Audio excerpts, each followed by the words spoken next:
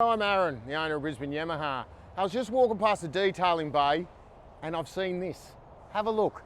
A 1970s Quintrex fish seeker.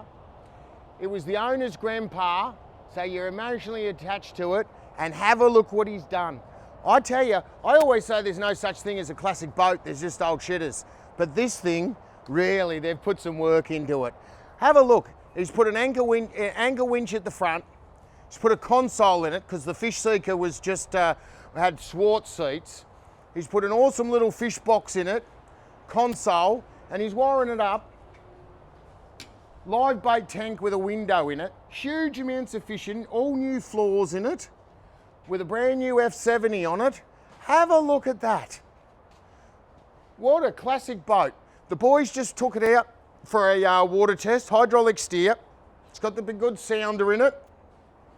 With a 70, this really is something, isn't it? You know, something his grandpa will be very proud of him for getting this back on the water, and it looks awesome. If you've got an old boat in the backyard and you want to bring it back to life, we can do anything for you.